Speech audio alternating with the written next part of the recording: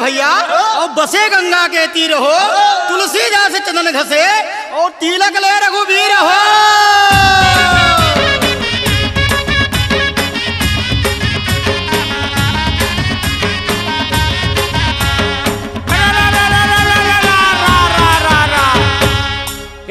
नदी वो पर नदी बीच में खोरी गाय रे, गहिरा टूरा छेगल भुला गे, बेंदरा दूहे गाय रे।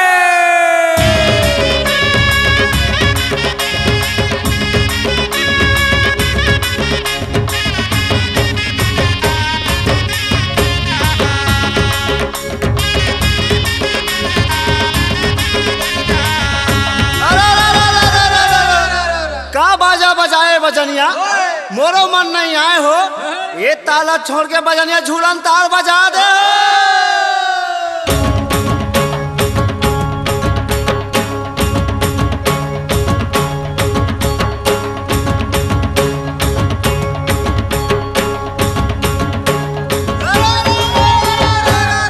अरे हट, अरे जोगी दिया जुगलिया रे भैया, पंडित दिए आशीष, अरे रंग महल में बैठे ठाकुर जिग जियो लखबारी।